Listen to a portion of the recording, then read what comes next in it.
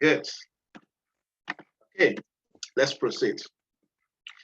You know, one time I was having a session with somebody in 2020, and this lady asked me, sent me a message on WhatsApp after, I think it was after a session I had with her, and she wanted to venture into business, of course. And later she asked me a question that must she go to the university to take a degree program in business studies before she can actually manage a successful business. And this is one thing, this is one question that many people always have. There may be some of you here that maybe you did science in school, maybe both high school and university, but you discover later on that you have passion for business, and maybe you're worried that you may not be able to succeed in business if you don't take a full university program. And this is why modules like this can assist you to actually build the right foundation. And of course, it's very important to study a full university program if you can, a 3 years program, get a degree, get a postgraduate program if you desire to build a sustainable business.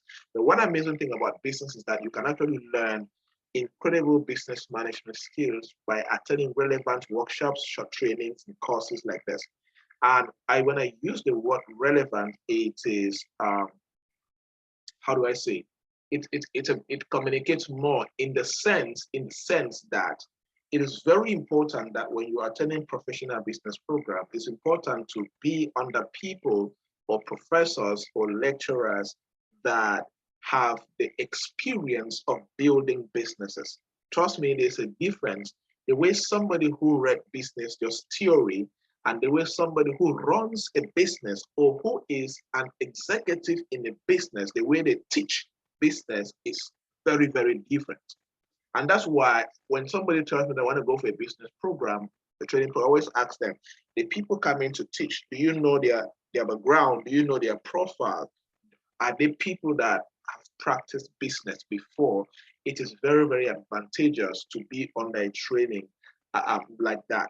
And this course will definitely enable you to develop those hardcore skills that you need in your foundation, I'm using the word foundation because throughout the program, you'll be stretched in terms of advanced business strategies and concepts. And the core idea behind this particular mini MBA is strategy and execution. That's the idea. Anybody who completes the program should be able to build strategies and should be able to execute strategies and concepts for go-to-market ideas and so on. And the right business skills will enable you to lead the right way in your market, in your industry, when it comes to working with clients, when it comes to planning marketing campaigns, when it comes to challenging competition and winning, when it comes to bringing in new businesses into the market and producing more results. That's one thing that the skills you're about to learn will have to do for you right now after you study the program, for this particular course today. So after this particular course, you should be able to get new practices and new concepts on how to work with your customers. To be able to know how to plan marketing campaigns, to be able to have new ideas how you can start challenging your competition and winning in your industry, to be able to know how to bring in new businesses into life. That's when we hear that you have ideas and you have never really brought them to life, not because not because they are bad ideas, but because you don't know how to bring these ideas to life and more. So let's break down now and look at what are the basic skills that every executive, of course, throughout the program, you mostly hear the word executives. Will not call you students, will not call you participants, will call you executives. So throughout the program, you're going to learn, throughout this session, you're going to get a lot of core skills that are highly recommended from research, from practice, from professional experience, that you need to be exceptionally good at them for you to win as far as being a successful business executive is concerned. And the first of those skills is organizational skills.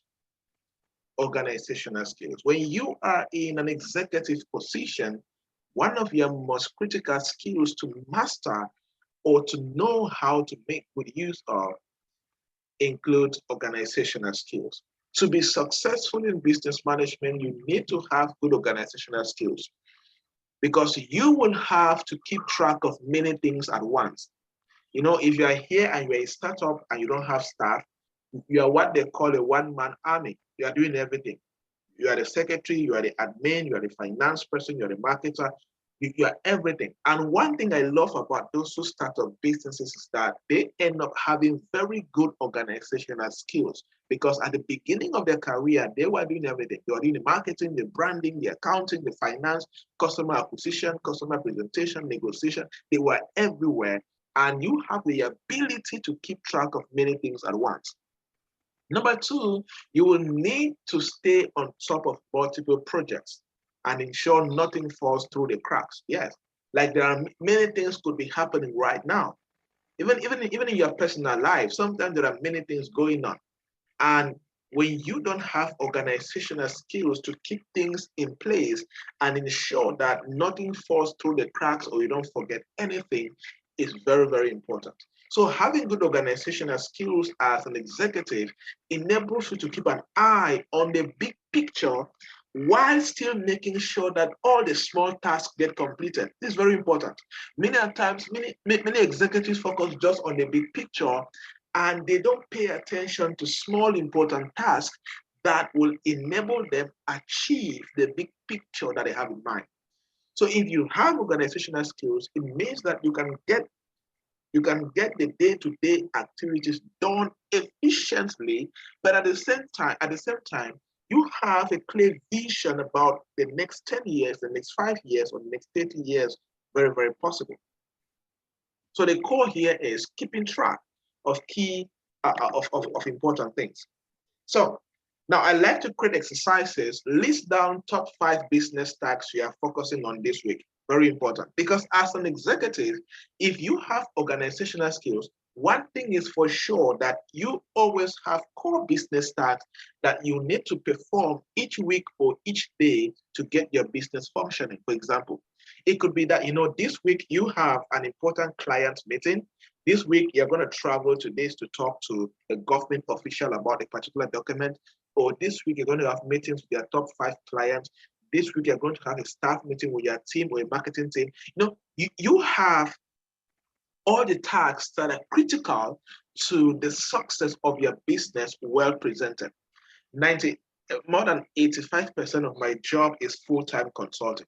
And one thing that I do with my clients is that every time I have this framework I've developed where I challenge them to always tell me what are the 5 key things they're focusing on this month and this week. And I have this funny question I always ask my clients. I always ask this question: what is your business expecting of you this week? Very tricky question, but very simple at the same time. I always ask them, what is your business expecting from you this week? Here's the point. When you master organizational skills, you know what your business expects from you each week. For example, there's a week that your business expects efficient marketing from you as an executive. There is a week that your business expects efficient financial management from you. There's a week that your business expects good staff management or employee relations from you. And for you to determine this, your organizational management skills come in place. The next skill that you need to master is problem-solving skills. There is no way you're going to win in business without the proper problem-solving skills. Solving problems is a big part of being successful in managing your business. In your career, in business management, you will need to solve customers' problems. You will need to solve employees' problems. You will need to solve government problems. Like for example, today, I was focusing in the office a lot on some of my clients had issues. I was trying to solve their problems. I had to pay the company taxes this week. I was focusing on that. We're trying to make sure that we have everything in place for the mini MBA program to start today. Problems always arise, right? Sometimes you get, like, I got to the office today and the lock to my office was bad, so I had to get a carpenter to come break it down. Problems arise everywhere, and you need to learn how to solve problems as a person. And here's something: When you don't know how to solve problems, you will always be emotionally drained and feel like you're going into depression, because problems can affect you and your lifestyle. Another example today, one of my clients came to the office today and she's preparing for a marriage, and she's at the intense stage of getting there. And her marriage is next month actually. And what is happening is that two of our employees are not performing very well, and they just decided to stop coming to work. Now, her business, and she came to me, the final decision had in mind that she has to close the business, shut it down until her wedding passes by. Now, that is problem solving, because problems are coming from employees, and she said that her clients' database have dropped by almost 75%. Instead of making maybe 100,000 francs a day in sales, she now makes about 15 to 20,000 francs in sales. That's how bad the business is right now. And that's a problem. She has personal problems, she has customers problems, she has employee problems, she has sales problems. So in business, you will need strong problem solving skills to come up with effective solutions. And in business, you don't guesswork solutions. You need to just be good at the skills. And in problem solving, it includes you thinking about the causes of the problem. And when she came to the office today, we're trying out when she explained all the things, added her emotions and felt like crying, I took her back. But what brought you here? You were succeeding. Your business was doing very well. Sometimes you're making almost 500,000 francs in sales a month. What brought you here? Something went wrong. And we started diagnosing, and we're able to point out, look, this is what you did wrong. This is what you did wrong. This is where you are here. And after that, we started identifying the possible solutions to bring her sales back, bring her employees back, and get the company stable. You see? And one thing is that you will need to learn how to prioritize possible solutions, because when you are identifying possible solutions, many will come to mind, and it is your responsibility as an executive to make the decision to decide on the best solution. If you are still in class and still following me, comment on the chat box that following. We're in Africa, so internet can happen at any time, especially in sub-Saharan Africa. Excellent. Thank you, Suleiman, for following. I need at least 5 people. Yes, McKinley. Yes, Moses. Yes, Laurie. Yes, Hedwig. Excellent. Yes, Clotilda. Yes, Obed. Yes, Elvis. Yes, Alucius. Good. Let's proceed. Thank you, guys. So, effective problem solving is the ability to do 3 things. Is the ability to do 3 things. Number 1, make decisions under pressure. Yes, that's one thing that will happen to you in problem solving. You learn to make decisions under pressure. And those decisions will not cause you to talk anyhow. Anyhow. Like somebody was sharing a problem to me for a possible client that they want me to consult with them. And one of the best staff just dropped a resignation letter. She got angry. I was shouting at the other staff and all of that, hitting the table and so on. You know, that is a problem. If a staff drops a resignation letter, that is a problem. And automatically you're under pressure, but you need to learn how to make the right decisions under pressure. The next is, if you say that you're good at problem solving as an executive, it means that you know how to handle unexpected situations. Trust me, guys, in entrepreneurship will tell you, in business, unexpected situations can happen at any time, at any moment. And you need to have the mindset and the attitude and the skills to solve unexpected situations. The third thing is, you need to know how to solve complex problems, because they will arise. This goes the extra mile, especially if you desire to ever be a consultant, or you're a consultant right now and you're growing in the industry.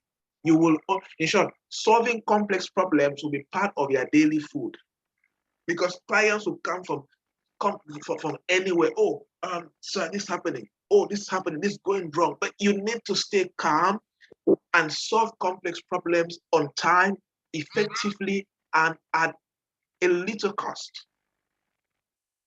You know, very, very important in business.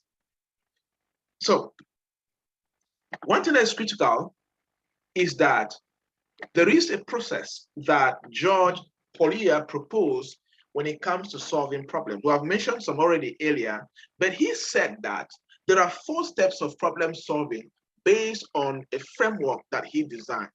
According to this framework, he said that for you to solve any problem as a human being and even in business, you need to go through this 4-step process. Number 1, always identify the root cause of the problem.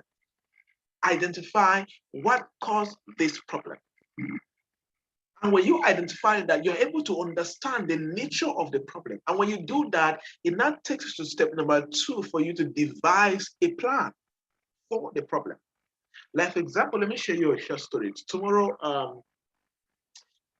I'm traveling for one of my clients. I got that consulting contract, I think 2 months ago, one of my clients. And this guy has invested $400,000 in this company. And they have a staff of about 7 or so. And the guy is stranded. And the company is in 5 other African countries. And they travel all of these countries to stabilize some of the problems that they're actually going through. And it took me 7 weeks to identify the root causes in this company. Imagine 7 weeks. And right now I am in the phase of devising a plan to get the company back on track. And after that phase, I have to develop an implementation system for that. And then I start assessing the outcomes. For my plan, I start assessing the outcome for this company from around November. You see, and this process works. It sounds simple, but the difference is that a stage can take you time and it can take you challenges. Like, for example, in identifying the problem, like in the realistic consulting, the manager can fight you. Like, for example, the manager of this company are telling you, she did not like to see me. She did not like to see me. So here's what I did. I asked the CEO to write a letter and distribute to all the staff and state that anything that Mr. Joybert says is right. And if you cannot work with Mr. Joybert, submit a resignation or be terminated. That was the only way I could get the attention of the staff, because everybody was fighting me. Because in consulting, you will uproot that things. You will uproot maybe embezzlement. You will uproot thieves. You will uproot many things. And when they like to cover their tracks, they start fighting you from the beginning. And that's part of the problem. You identify poor employee support. You identify poor employee collaboration. You identify mismanagement and many other things. You see, so there is often more than one way to solve a problem. Yes, and that's why identification and devising plan is very important. So it is important to consider all possibilities. Give the mind time to work through options.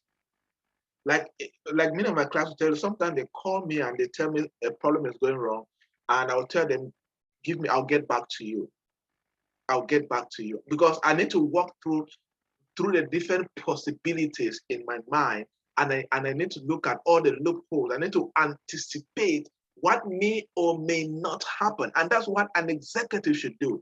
Never have one possibility and you conclude on that. And that's why it's important. That's where brainstorming came into place, whereby a good executive is not comfortable with one possibility. And this way, board of directors, advisory board of directors, management team, employee meetings, consultants and coaches, this way all of these things come in, whereby people love to consider possibilities. You know, I have one of my clients. I'm going to try to share very practical examples that I do and with some of my clients, so you understand some of these concepts and you go practice them yourself.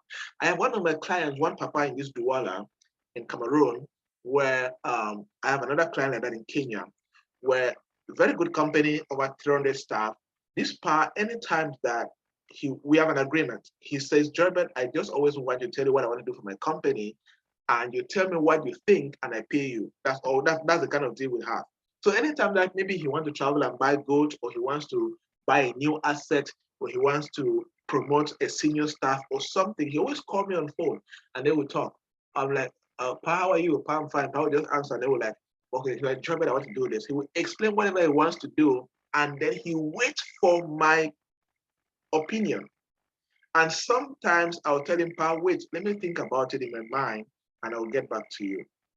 And then when I call him, but maybe after 2 days, after 1 day after, depending on the duration that he gave me, I'll tell him, okay, Pa, these are the possibilities I see in this business step you're about to take. These are the possible risks, and this is how you can minimize it. So what do you think? I will not take the possibilities I shared with him, go through the options with his own options, and sometimes with the options of his senior team members, and he bring out the best option before he implements. That's why I look carefully. If you look at the Dangotes, I know personally that I know Dangote, I know personally 7 business coaches that Dangote work with personally. And there are more. Great, these business giants, these guys don't joke with when it comes to analyzing options. So if you're here and you're executive and you depend only on your ideas, you are there's a lot of shortcomings. Even your staff alone or your volunteers, they have a lot of ideas they can give you. That's part of problem solving that you're looking at. The third thing, the third skill is communication. Communication, guys, communication. Please, if your network is poor, we'll see what to do. We're recording the session. We'll share with you. So keep managing. Communication. This is a lifeline of business. If you cannot communicate, if you cannot open your mouth and talk, if you cannot write, if you cannot influence people with your body language and smile and all of that, maybe business is not for you. Maybe just go somewhere and just be there. I don't know what to say, but you cannot succeed in business without communication. You're always communicating in business. It's essential in business. And that's why I always say that when you're in business, there's nothing like I am shy. There's nothing like I am an introvert. There's nothing like that. The only thing that exists is you have to communicate very well. Simple. You have to communicate. Communication is not, you cannot manage without in business. You're always communicating to your employees. You're always communicating to colleagues, communicating to customers, communicating to other business people, communicating to government officials, communicating to your competitors, communicating to your enemies, communicating to your village people. You're always communicating. So you need to master the art of communication. And one thing about communication which I like is that it is practice. The more you talk, the more you learn how to write, the more you learn how to use your body to influence people with smiles and body language. That is how you become good at it. It is called a skill because you can learn it. You can learn it. So of course, we spoke about verbal communication. In your business career, you will need to be good at verbal communication. You will have meetings, you will have in-person interviews, you will have video conferences, you will have pitchings to do to investors, to customers. It's very important. You will negotiate business deals for the company. So to be successful in business, you need to be able to negotiate terms with your vendors, with suppliers, with customers, with potential partners, with the government, with whoever that is directly or indirectly influencing or affecting your business. The next is written communication. You will need to write internal memos. We need to write emails. I was talking about that earlier. Many of you have been sending very terrible emails, like totally terrible emails. You see, that's an internal memo that you need to send is between just you and us and the team. You see, you need to learn formal letters, you need to write formal letters, send beats to people and all of that. So refine your communication skills and you will learn how to write professional business correspondence. Exercise, of course, practice to write at least 500 words of material at least once a week to improve your writing skills. Please, there's no way you can survive in business without writing skills. You always write emails. You always write pitching decks. You always write reports. You always write formal letters to government offices, to potential stakeholders. You always write something. The only difference in writing is that in this age, you write more with your laptop and your phone instead of your pen and your paper and signing. You see? Good. Marketing, sales, and customer service skills is the next set of skills. Somebody always say that if you cannot do marketing and sales, go home. Business is not for you, which I totally agree. Without sales, without marketing, you don't have a business. You're just existing, per se. it is important to be able to promote your products and services. And providing proper customer service and helping and having a marketing strategy in place will help you generate incredible sales for your company. And it takes practice. And that's why in part of this program, of course, you will learn some of these skills that we have them as courses. There are some that are not as courses, but are like topics in some of the courses. So you need to learn them. Of course, we spoke about this. Many MBAs focusing a lot on execution. And that's why marketing and sales are an independent course in the program. You see, your customers are the beating heart of your business. The happier they are, the more likely they will refer others to you and leave you with glowing reviews. This is where customer service come in, how you treat your customers, how you impact them, how the kind of experience that they have when they buy from you or when they come in contact with your business is very, very critical. At the same time, you would need a marketing strategy to bring in a steady stream of new customers. List 5 ways or activities you are currently doing to increase sales and attract new customers. Let's talk here briefly. Entrepreneurs, raise up your hand. Don't hide. I know some of you, I'll call you by name. If you're an entrepreneur, raise up your hand. Yes, Booty, unmute yourself. Share with us. What are you currently doing right now to increase sales in your business? What I'm currently doing to increase the sales of my business, firstly, is advertisement. Secondly, I go with renovation. Renovation, I actually do renovation and advertisement. Okay. Because yes. Let's stick with advertisement. What are you currently? How are you doing your advertisement right now? I probably use the mobile guys who do the mobile advertisement. I also use social media blogs and popular people who have access. Excellent. I love that. Thank you so much. Yes, Vanessa, your hand was up second.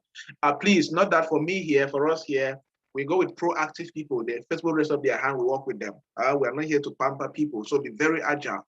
Good. Yes, Vanessa, go ahead. Your hand was up second. We take 3 people and we continue. Unmute yourself, please.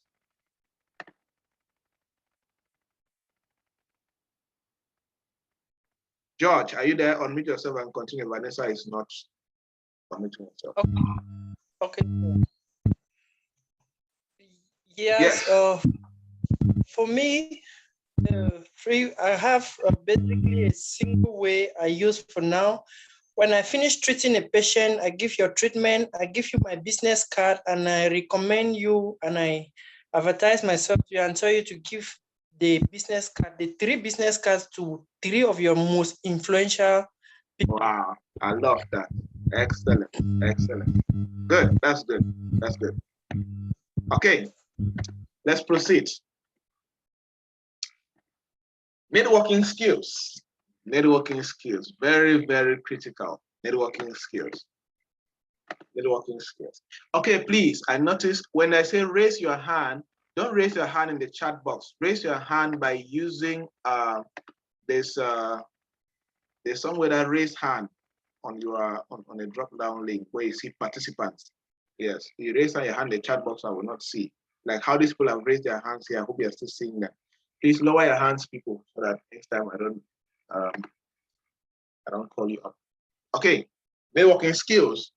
You know, there's nothing you will do in business without other people. If you are in business and you are shying away from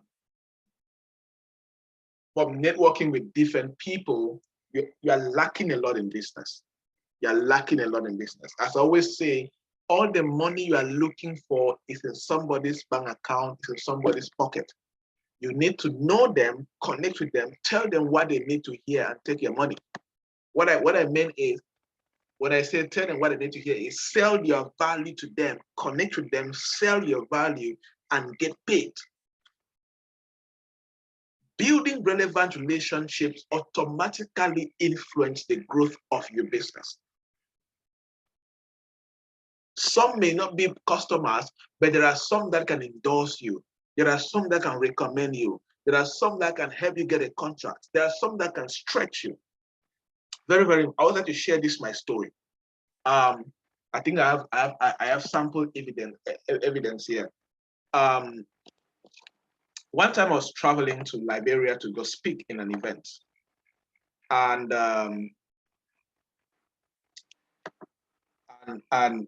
in the plane, I was supposed to land in Nairobi for a long transit and travel the next morning to Liberia. And in the plane, normally I like when I see that I connect with people, I connect with different people.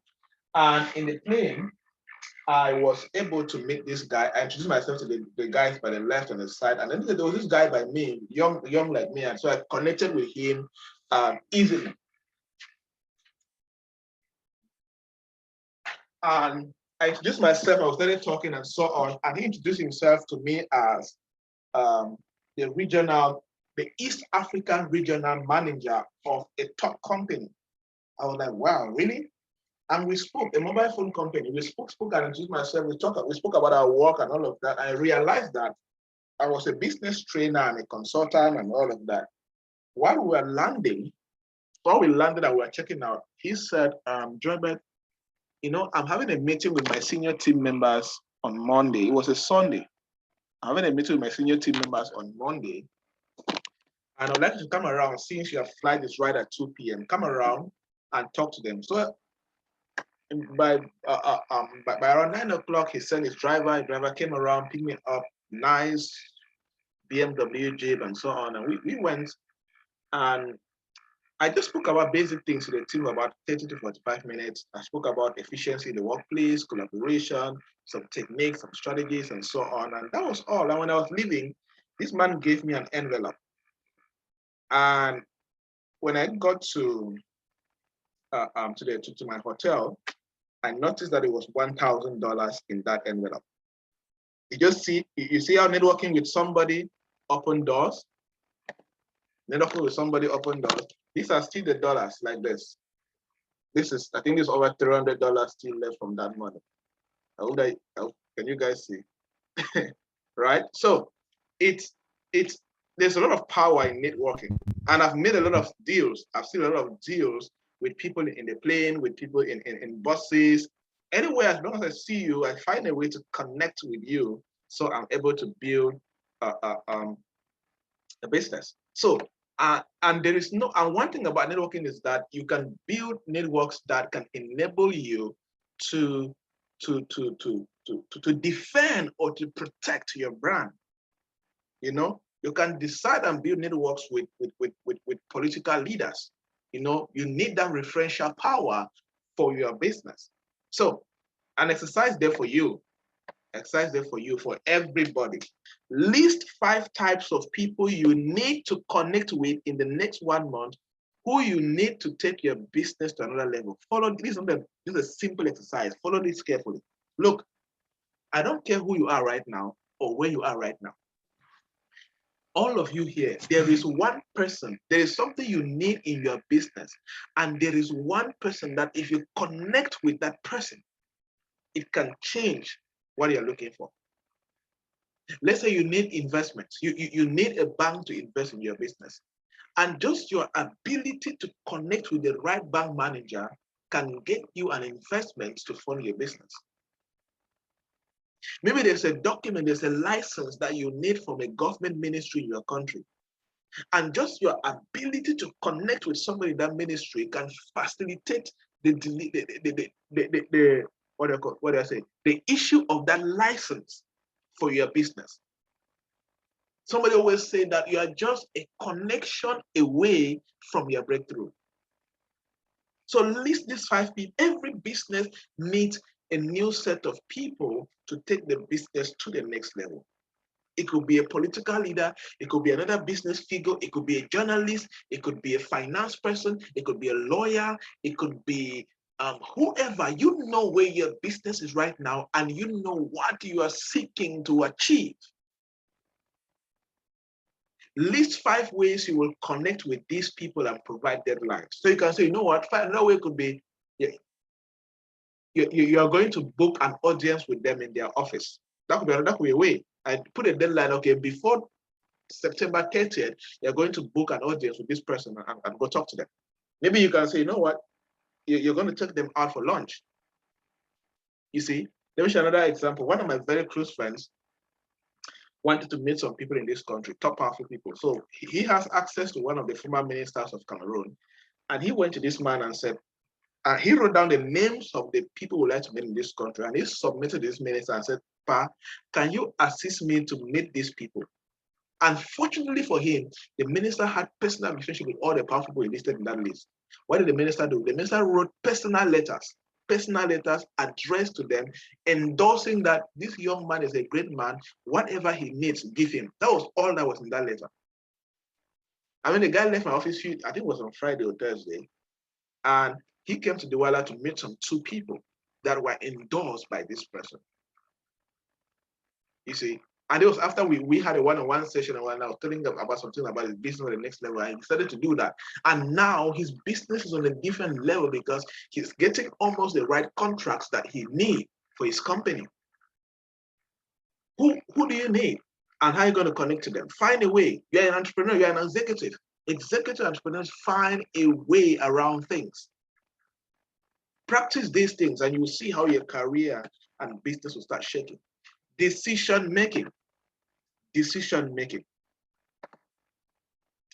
The ability to evaluate and decide is crucial to being a successful manager in any business, small or big. If you cannot decide, you will not be a good business person. Small businesses are unique in that information must be acted upon quickly. That's one thing about entrepreneurship. You must master the art of acting upon information very quickly. But while you are acting quickly and rapidly, you are making the right decisions without making mistakes. So the ability to evaluate information and remove the bad information and focus on making the decisions on the right information is critical. That is why one of the most important business skills of the present and the future is data analysis. Some people call it datafication. Very, very important. The ability to use different softwares, for example, like maybe Excel, as basic as Excel it is, you can use it and you're able to analyze and make decisions. The ability to look at financial statements, analyze and make decisions for the company for the next month. You know, it could just be like the decision to increase salaries. You don't just sit and you say, oh, you know what, I want to increase salaries. No, you need to look at the income and expenditure statements. You need to look at the profit and loss. You need to look at the movement of cash through the cash flow statement before you make the decision on increasing salaries. Very critical in business. Describe your current decision-making process. Presently, how do you make decisions? Do you just sit and you assume that you want to make decisions or want to do that? What is the process you go through to actually make decisions? Here is a recommended decision-making process. Let's quickly look through. Number 1, identify the decision. Identify the decision and determine why this decision will make a difference in your business. This is very critical. Follow this carefully. Never embark on a business decision when you don't really understand clearly how that decision will make the difference for your business. For those who have ever approached a serious investor like a venture capitalist, an angel investor, or a banker to raise investment for your business, one of the most important questions that an investor will always ask you is, what will you do with this money? An investor likes somebody who understands how the money, that's one of the most best way you can answer the question is, let's say you are raising $1 million for your business. You need to categorically state, okay, 10% of this money I'm raising from you will go to buy this particular asset. And the purchase of this asset will increase our production by 15%. And the increase of the production by 15% will increase our annual sales by 10%, leading to increase in profit by 15%. You need to talk like that. So let them see that the decision to raise money as investment for your business will make a difference. You now say, okay, part of the investment, 15% will go to recruit 2 staff. Don't just say I'm going to recruit 2 staff. What would the difference be when these 2 people join the team? You now say, okay, you know what? We're going to recruit 2 marketing officers. And these 2 marketing officers will help us to enter 2 new markets, Yaoundé and Douala. And if we enter Yaoundé and Douala, we're going to increase sales by 80%. And with sales increased by 80%, we are going to become 2 times profitable as a company. Boom. That is how you make decisions. And the second point comes is gather information. Don't make decisions. Don't see in business, hope is not a strategy. Assumption is not a strategy. Guesswork doesn't have a place in business. Even instincts don't have a top priority. It is numbers. Grammar does not build a business. Executives hear me, grammar will never build an incredible business. It is facts, it is numbers that build a business. Gather the right information before you make the decision. Number 3 step in decision making is identify alternatives. Yes. Because when you want to make a decision, you will always have alternatives. Pick out the various alternatives, write all of them down, write the various alternatives down, write it down. When you do that, weigh on the evidence, evaluate the various alternatives and pick the best one. You see, here you are evaluating the feasibility, you're evaluating the acceptability, and you're evaluating the desirability before you choose the best alternative. Very critical. When you do that, you choose now the best alternative. When you choose, you take action, create a plan to implement the decision. Any decision without an action plan is just a wish. It's not a decision. And when you do that, of course, review the decision. What is the impact of the decision on your business? And not just on your business, go further. What is the impact of the decision on my bank balance? What is the cash? What is the profitability? How has this decision enhanced the impact of profitability? When you go through this process, you are able to know how to make the right business decisions, and that's the right foundation for running a successful business. Next is business development skills. If you are still following, comments that you are following the chat box. Let me see. If you are not sleeping, comment. Excellent. Excellent. Good. Oh, yes. Powerful. Let's proceed to business development skills. If you are somebody who is very attentive, especially as far as the job market is concerned, and as far as successful companies are concerned, you must have noticed that there's always this position in most successful companies known as business development managers, business development officers, business development strategies, and all of that. It's a whole position in a company. It's a very powerful skill. A very powerful skill.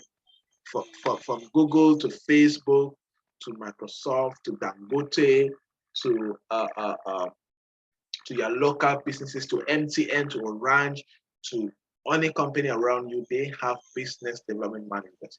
And for those who are desiring to venture into consulting, there is no way you will survive in business consulting without the right business development skills. And of course, part of the things that you will learn in this program is business development. Good. You know, one thing about being a business development manager is that you have the ability to analyze core areas in an existing company. Yes, you have that mind. You have that mind to look at marketing, look at production, look at staffing, look at sales, look at technology. You have this mind that you look at things and you just combine everything and bring it all together. It's a powerful skill, and it's a skill that you need to go deeper at. Personally, I took out time in the last couple of years and I invested in getting the right certifications in order to master business thoroughly, because it's very important for you to win in business. So when you say that you have business development skills, it means that you should be able to do the following. Number one, you can streamline procedures to improve effectiveness. Yes, you can look at the process. For example, let's say like George, who owns a clinic. Maybe George can look at what is the procedure of consulting a patient in my clinic. If the procedure takes 10 to 15 minutes, how can I streamline the procedure to improve effectiveness for the clinic and for the client, and we consult just for 5 or 7 minutes? You see, that is streamlining. It could also mean cutting costs. Yes, a good development, a business development officer understand how to cut costs. You are a very bad manager if you achieve a lot at a very high cost. All the money will go to cover costs and there will no profitability. I remember one time when my manager submitted income and expenditure statement for one of the months, you know, we made a lot of sales, a couple of a million. So, but more than 70% went to cover costs, right? Of course, that cost was necessary. That month we were moving to a bigger office, we bought a lot of things to the company and all of that. And you know, somebody was like, "Oh, the business is doing very well, blah blah blah," and all of that. And they but yeah, but you see, the profitability is not there. This month we incurred a lot of costs. The profit is so, and that's why you don't confuse between gross profit and net profit business. You see, next one thing about business development is that you you suggest new marketing techniques. You suggest new marketing techniques. Yes, you're always very intentional. How do we get new customers? How do we enter new markets? You are very good at designing market entry strategies. That's a business development skill. Next, you are good at building partnerships. Yes, you're good at building partnerships. You build partnership with government agencies, government offices. You build partnership with agencies. You build partnership with other businesses. You build partnerships with the media houses. You build partnerships with, in short, any stakeholder that can affect your business positively. You build partnership with these people. That is business development. Yeah, you open up the business to new markets. Yes, you take the business to new markets. You take the business to new countries, new cities. You create new markets for the business. That is business development. And it's a skill that every executive must have, especially people that you are doing most of the work alone before you recruit the services of a business development manager. All of this, I do it for the company myself, but I'm hoping that someday we're able to recruit a business development manager to start doing all of these things. You see? Good. So, understanding how all the parts of the business work together is still the responsibility of the business development manager. So you don't just focus on your department, but you focus on all the key areas that affects the business. So you need to be great at a lot of things. So you understand how all the different parts of the business work together and achieve the overall result of the business. You see, so being able to understand how marketing works, being able to understand how sales work, being able to understand how production works, being able to understand how legal matters work, how financial structures work, how technology works is very critical for you as an executive. It's very legal matters. One sad thing is that many entrepreneurs don't know legal issues binding their business. Some don't even know the regulating authorities binding their business. Some don't even know how to design employee contract. Some don't even know how to design a partnership contract. These are things it's your responsibility to know as an entrepreneur and an executive. Time management skill, of course. We cannot talk management in business without talking about time management. Chances are you already have an entrepreneurial capabilities. You're already a self-starter. You're already an executioner as an executive. You're already results-driven and all of that. But you see, inability to make good use of your time will affect you as an executive. Because an executive, you have just 24 hours like an unemployed person. You need to manage staff, manage customers, manage sales, manage the bank, manage government, manage a lot of things. It's your responsibility. You see, but it is your job. It's your primary job that as an executive, you are staying on task and solving the company's challenges on time and effectively. Time management that's why I love executives that have to-do lists. They have what I like to call priority lists, where they're able to break down their day. Okay, from this to this, I'm focusing on this. From this to this, I'm focusing on this. I like to encourage my clients to do what is called time blocking. They block their time and they focus on core things within that particular time and achieve the result before they proceed. So time management is all about, you cannot ask the clock to stop ticking. So time management is really just about managing your task. When you manage your tasks very well, you manage your time. So time management is all about making a plan for the day or for the week, for the month, for the year, having priority tasks for the day, for the week, tracking your time, making sure that you are respecting the time that you put for a particular task. Number 4 is doing what needs to be done at the right time, not acting when you feel like. You don't act when you feel like when it comes to business and time management. You do what needs to be done at the right time. And you need to use time management tools. To-do list, Google Calendar. Google Calendar is one of my best gifts as far as time management is concerned. All of my days always programmed from 4 a.m. right to 11 p.m. All programmed. I know what I have to do at a particular time and so on and so forth. It makes it very easy to manage time and stay within the relevant time. If you're around me, you notice that my phone is always ringing with alarm clocks. So when I set those time, I add an alarm notification. When it's this time, just ring and let me know that the time for this task is over. So I need to get it done or I need to move to the next task.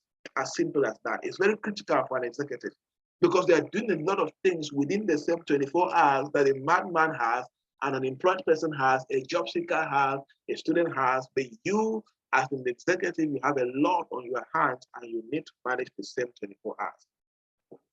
Financial management skills, very important. Financial management skills. If you are not making money,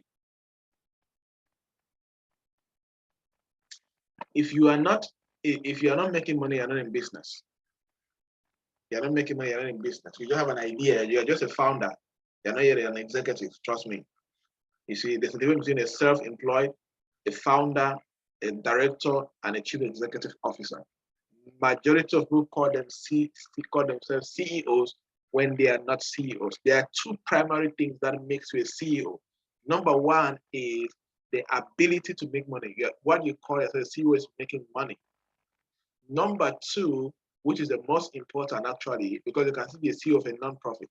Number 2, which is the most important thing that determines a CEO, is that you have sub-executives under you. You're a CEO because you are a chief of executives.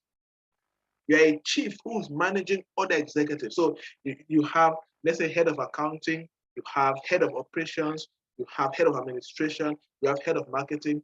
These are executives that report to you as the chief executive. That's what makes a CEO. So many people are just founders, many people are just managers, many people are just directors. They are not yet chief executive officers. So you grow into being a CEO. You grow into it, depending how your company grows in terms of making money and in terms of the size of the team actually growing. So the ability to manage money is critical for you as a business person. How to make money, how to keep money, and how to reinvest and multiply the money you're making for the business is very important. So being able to manage your startup capital, being able to spend only what needs to be spent, not spending because you feel like spending, being able to make good use of the equipment and buy the right supplies on time, that's financial management. Being able to identify the right pricing structure for your services, for your business, in order to get the best return on investments for your product is financial management.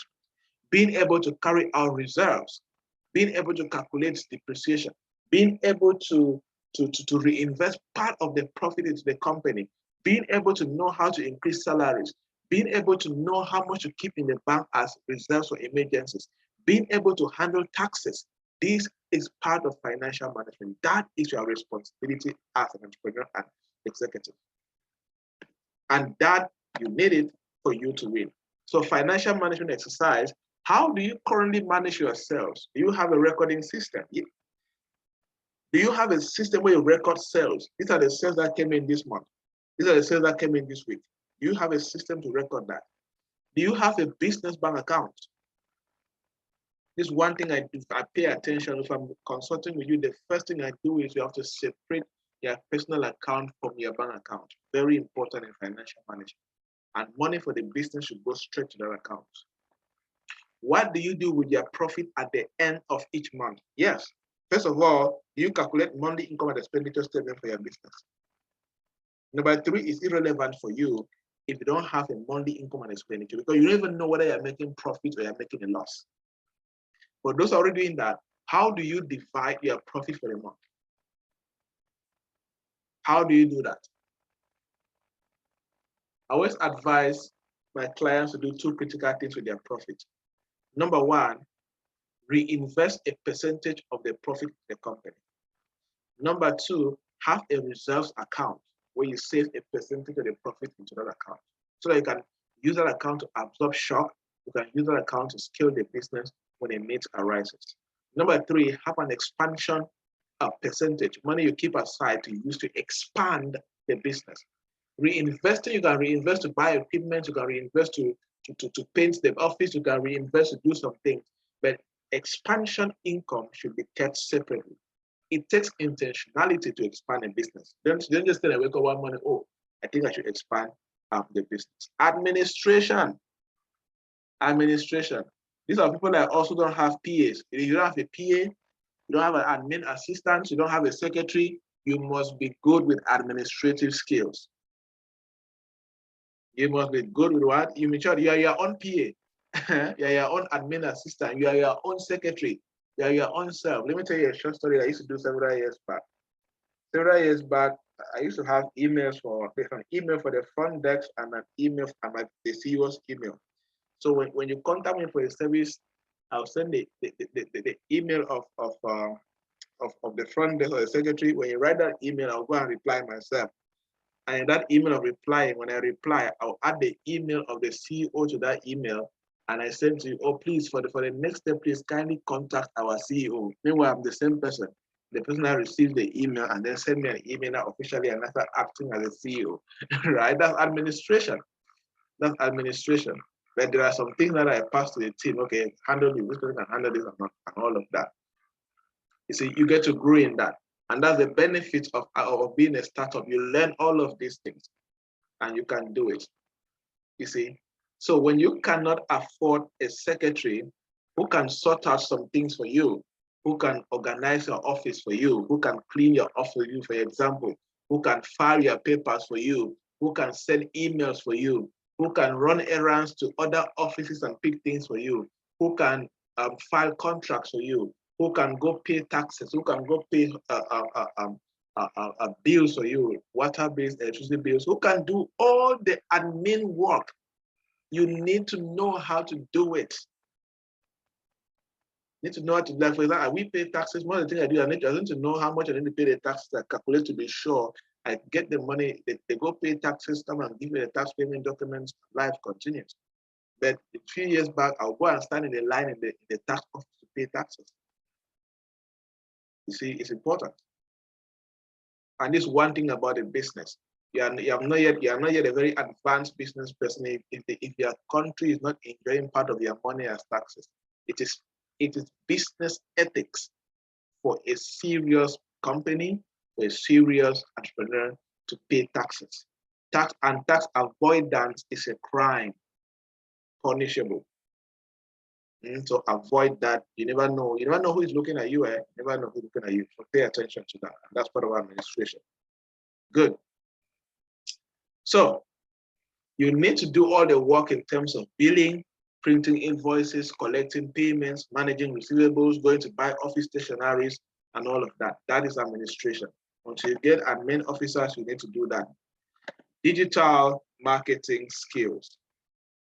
Digital marketing skills. Of course, you cannot succeed in this age without digital marketing. For example, all of you who actually registered for this program, maybe a few of you came because of referrals, but majority we marketed the program on the internet, digitally, social media, WhatsApp groups, Facebook groups, LinkedIn, and so on and so forth. You see, being able to understand key things right now in this. And this is something I always emphasize to my clients. You have two options. Either you hire a digital marketing officer or you learn how to do this thing yourself. Number one, you need to know how to run and manage a blog. I know how to do that. I learned it. I learned how to do that. It's very important. Number two, you need to know how to set up a Facebook page, Instagram account, Twitter account, LinkedIn account, all of these things. Number three, you need to know social media management techniques. Number four, you need to know how to conceive and run a digital marketing campaign, Facebook ads, use an online card and pay for this ad. You need to know how to do that. Number five, you need to know how to practice search engine optimization. It's your job to do that. One thing about this first course is that it's going to open your mind to skills you have to go the extra mile and learn and pay to learn. Very important. So you need to be good at digital marketing. You need to be good at basic, taking pictures, doing videos, and so on. Very critical. Execution skills. If you are called an executive, it means you can execute. Take a look at the word executive and take a look at execution. Joybert, if you're watching. Right? Take a look at the word executive and take a look at the word execution. I always tell, as I said, I'll share the thing that I say to my client. I always tell my client, if you procrastinate, just remove the word executive from your name. I should never hear you say, I'm the chief executive officer. You are not permitted to be an executive. Meanwhile, you have a love relationship, a romantic relationship with procrastination. I'll go do this. I will do it tomorrow. I will do it next week. You are always I willing. And your business is the same. Your life is in the same place.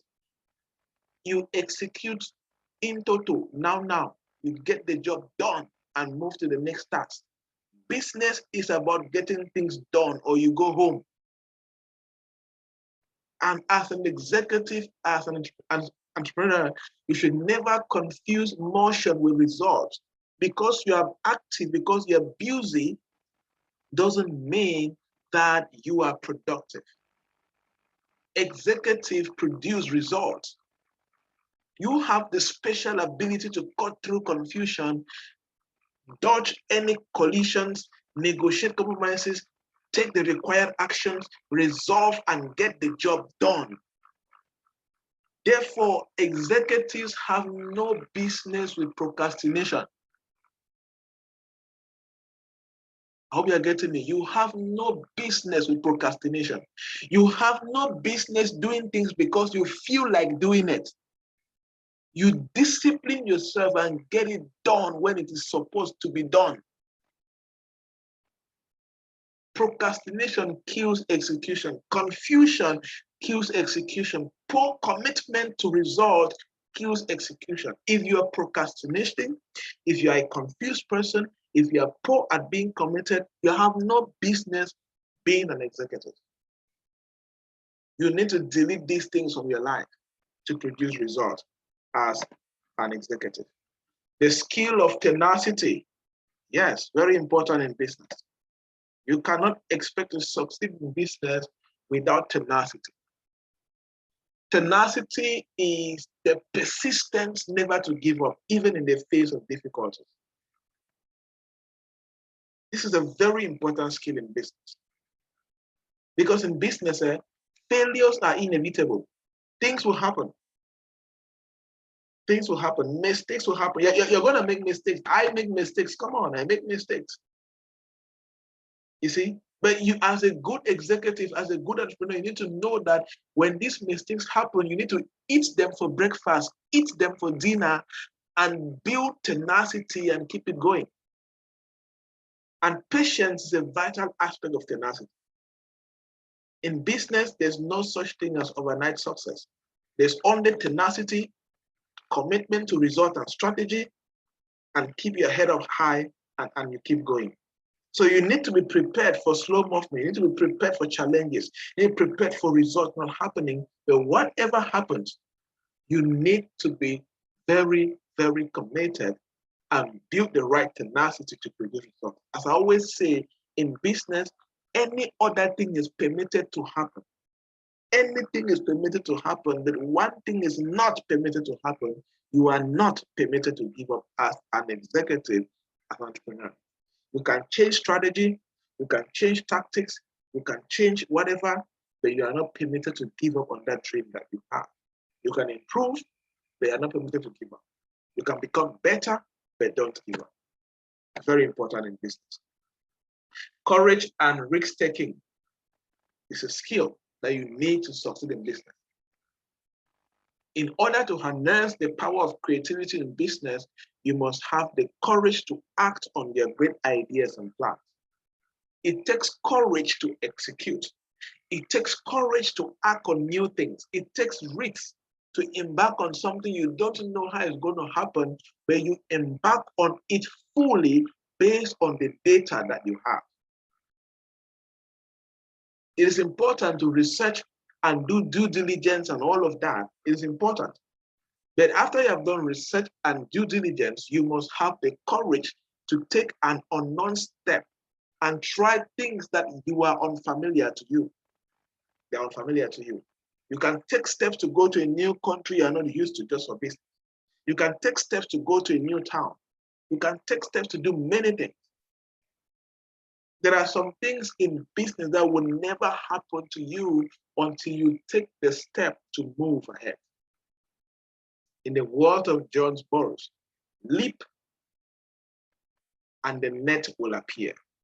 Take that first step and the net will appear. Somebody said that entrepreneurship is like jumping from a plane without a parachute and you start building the parachute while you are already in the air. That is business for you. Whether you like it or not, when you leave in the morning, some people don't jump, they will just jump at you. And you will need courage and the ability to take risks to make good use of that situation and keep the business going. There are other skills that are not here, of course, that you may have in mind, but these are the fundamental basic skills that you will need to have. There are skills like public relations. We'll talk about that in the process. There are skills like idea validation. We'll talk about that as a course. But these are the foundational skills, very important skills that you all need to be aware of first. Look at where you are lacking. Look at the ones you need to start developing. Start developing questions that you can ask throughout these 3 months, and we can sort it out for you, and you build the right business augment as you strive to build business. Of course, as I said earlier, you can't do business properly without building these skills. Okay, questions? Questions, people? Let's talk about questions and we continue. Okay, let's see. Are these old hands that were up or they are new hands? Yes. Abini, go ahead, sir.